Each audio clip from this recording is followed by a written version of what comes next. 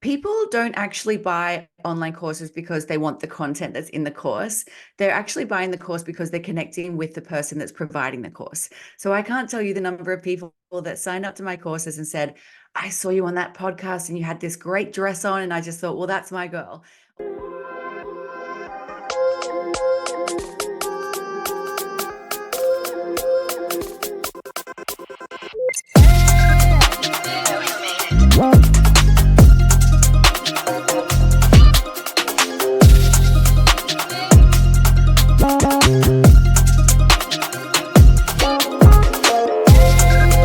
Hello, Empower Nation. Welcome to Empower Her Money podcast, where we talk all things money and business. Today's episode is sponsored by morewithangela.com, where we are bringing private and passive income opportunities from the wealthy to you.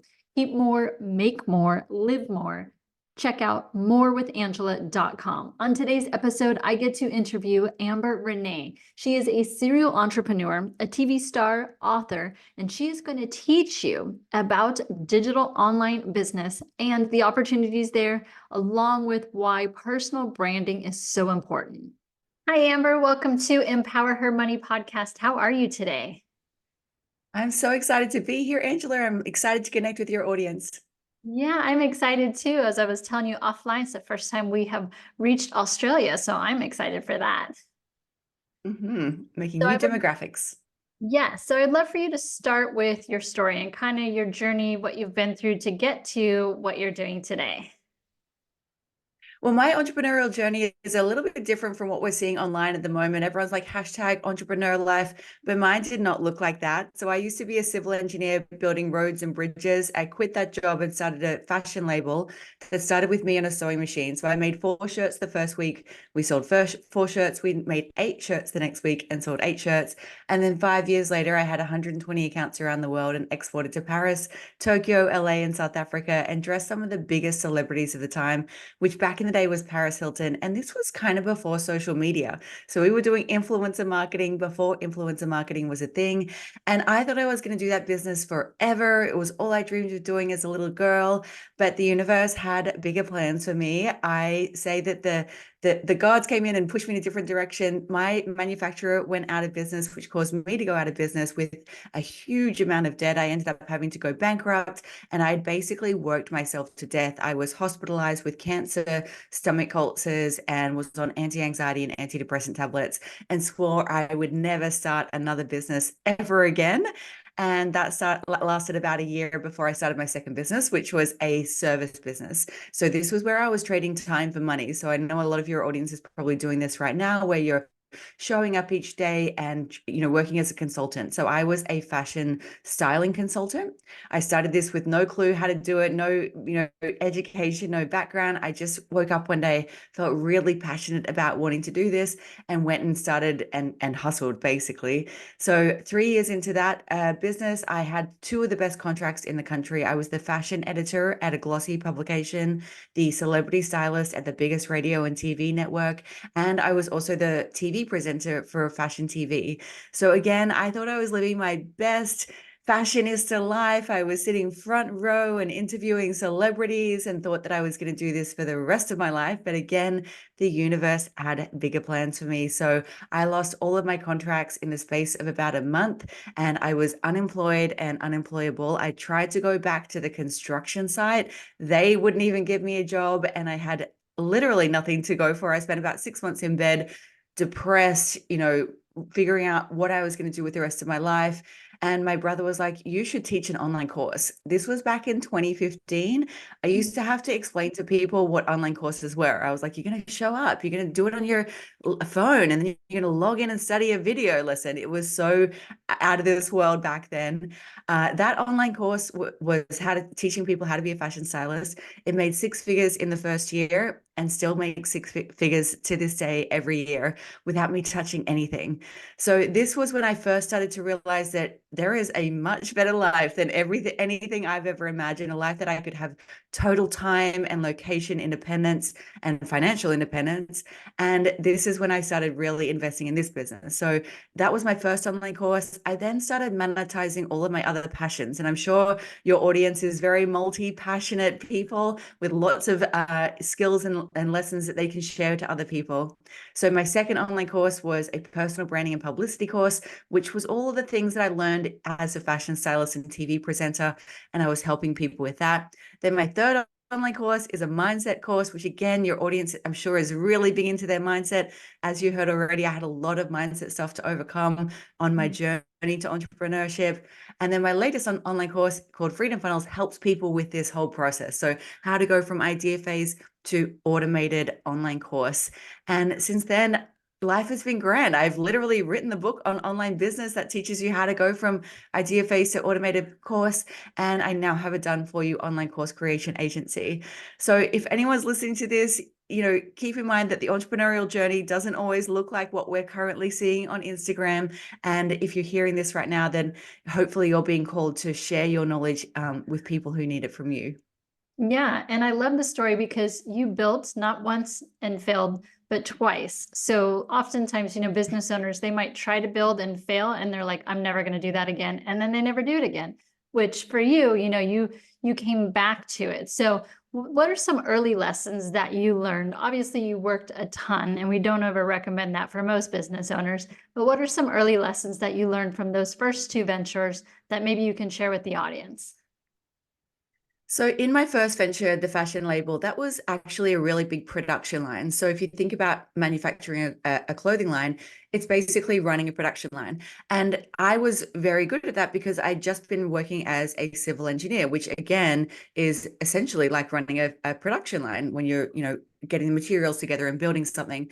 So they were the first two instances of me realizing that the skills that I had acquired were helping to develop me and push me in the way that I needed to go to really live out my highest purpose. So when I got to my second business, which was the fashion styling business, I realized that I picked up a whole lot of skills in my fashion design business that were helping me in my second business.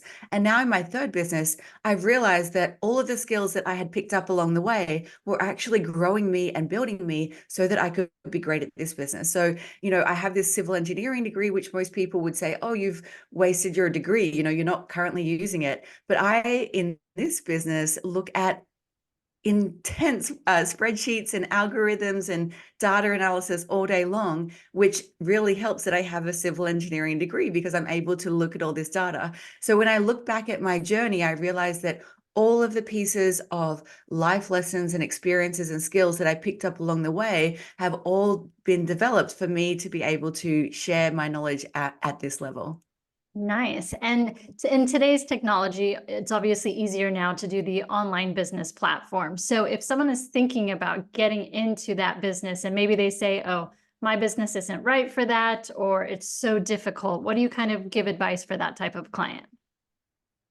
So the way that I teach online business is the simplified method. So we don't use any fancy tech. We don't record a whole bunch of videos. We don't need to sign up to any new platforms. And really, there is no reason for you to have to think that the tech is going to stop you from doing this in today's day and age.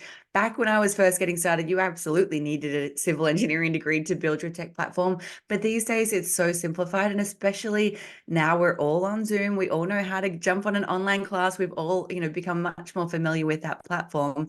So I always say, if you're getting started, just use the tech that you already know. Everyone knows how to use Zoom. We all have a phone that we're already using social media on.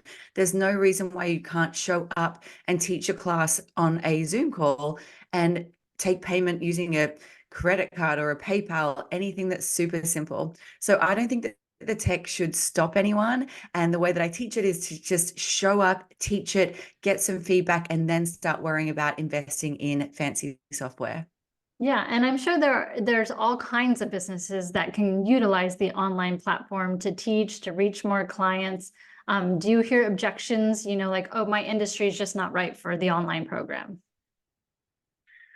I hear a lot of people saying that, I'm not an expert or I have nothing to teach. And I always use the surfing analogy. So if you are just learning to surf, you're going to hire a coach who's going to take you out into the little shallow water. And at the end of the coaching lesson, hopefully you're going to be able to stand up, and that's going to be your whole coaching lesson. If you've been surfing for a little bit longer, you're going to hire someone who's going to take you out to the bigger waves. He's going to maybe help you, get a little bit more advanced in your surfboard. And then that's going to be your lesson. And if you're wanting to go pro, you're going to hire someone who's going to really help you build your physique and figure out your technique. So if you have a look at those three different levels, they're three very different coaches all teaching surfing. And so this is what you want to think about when you're wanting to enter the teaching space. There's always going to be someone one step behind you that needs to learn whatever it is that you want to learn. You're not going to be teaching the people that are in front of you. You're going to be teaching the people that are a couple of steps behind you. And there will always be people like that. That's the beauty of evolution of life. So when everyone's thinking about, oh, I don't know what to teach, have a think about what are your life skills and life lessons. Like if you heard about my story, I first started out with my fashion course. That was my first course. And then I realized, hang on, I've got all these other lessons from my other life experiences, the personal brand, the TV presenting. So that was my second course. And then my third course was mindset. I have no qualifications in mindset. I am not a mindset coach. I have no life degree in mindsetting or anything like that. I've not studied anything. I just had to overcome a lot of things in my life. And I thought I've developed a lot of things for me personally that I use every day quietly on the down low that no one even knows about. And I thought, well, I could probably help people with this. They've worked for me. I know they're going to work for someone else. So I encourage people to think about what are the things in your life, whether it's in your business, in your personal life, in your family life, that you've either overcome or learned that would help someone one step behind you. Very nice. And so on the online platform space, it can be a little bit crowded in certain industries. So how do you help your clients kind of differentiate themselves or provide like a wow factor so that they're standing out to their audience and hopefully, creating better income that way too? People don't actually buy online courses because they want the content that's in the course. They're actually buying the course because they're connecting with the person that's providing the course. So I can't tell you the number of people that signed up to my courses and said, I saw you on that podcast and you had this great dress on. And I just thought, well, that's my girl. Or they heard my story about, oh, I used to be an engineer and I want to break out of my corporate role. And that's why I thought you're my girl. So this is why people actually buy courses and how they connect with us online. So it's really important to start sharing your story and connecting with people that way. And that's how people will eventually start wanting to purchase from you and start wanting to connect with you.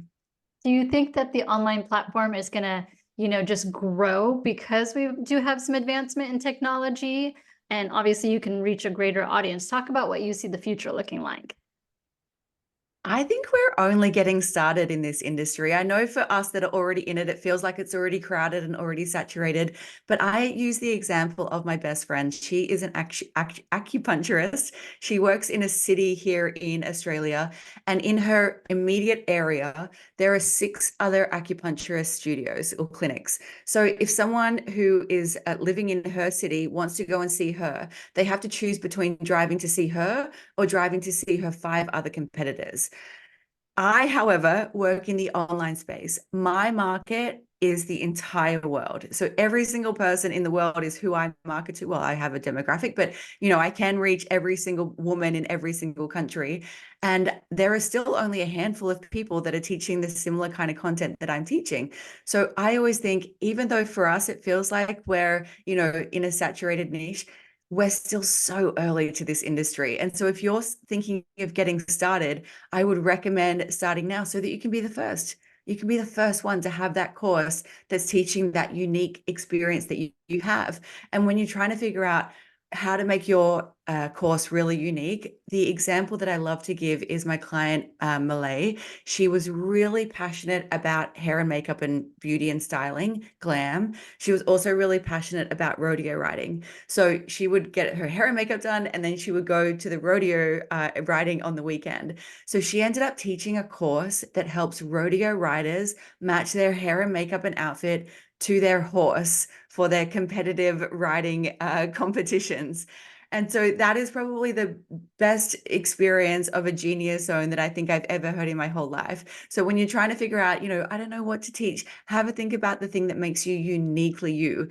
No, there is no one in the world that's going to teach a glam, how to match your glam to your horse rodeo riding a course. So that is a uniquely Malay course. And that's something that I encourage the audience to try and figure out for themselves.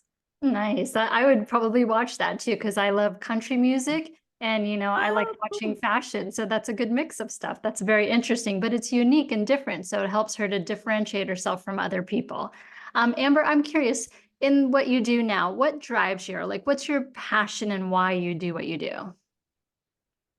I love teaching people and helping people live the life that I've lived. As you've heard, I've not lived this life my whole life. I've had a very um, hustle experience to life. My fashion label, almost caused me to be, well, I was hospitalized. I was almost near death with that experience.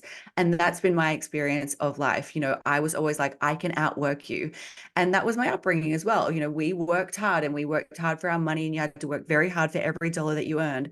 And so for me to rewire that programming in my existence and to live another existence, I now feel so compelled to be like, you guys, like this, there's another way of living, like come and do this. It's available to everyone. And it's a much more aligned way of living, I believe, for our current times than what we've known. I mean, obviously my parents weren't raised with the internet. They couldn't show up online and share their knowledge and work from a tropical hut. But this is available to us. And that's why I'm so passionate to help everyone to be like, come on, like we can all do this. Let's go. Yeah. So once you've built out with your clients their online platform, do you also help them with like marketing and figuring out, I know absolutely nothing about Facebook ads or LinkedIn ads, that's a whole foreign language to me. Are you able to kind of guide them through that as well?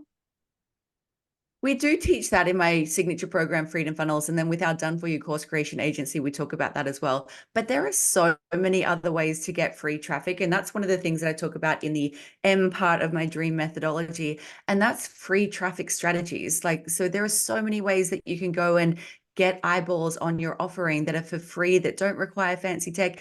You don't need to learn, complicated algorithms, and it's free and affordable to everyone. And you're probably already using the platforms on your phone already. So there's no reason for anyone to think that, oh, I don't know how to use, Facebook ads or anything like that. There are lots more easier ways to get free traffic these days. That's really good to know because I've definitely shied away from doing any of the Facebook ads. I know people have spent thousands of dollars and gotten nothing. So I'd rather find other ways to, find your ideal client too. Now, Amber, I have a fun question for you. If you could pick a superpower or a super talent, what would it be and why? I would love to be able to fly just so that I can travel the world really quickly. Like I mean, traveling and living freedom, a freedom life is my highest value. So I'd love to be able to like fly into different locations in and out the whole time. And I feel like I would just be in the air every minute of every day.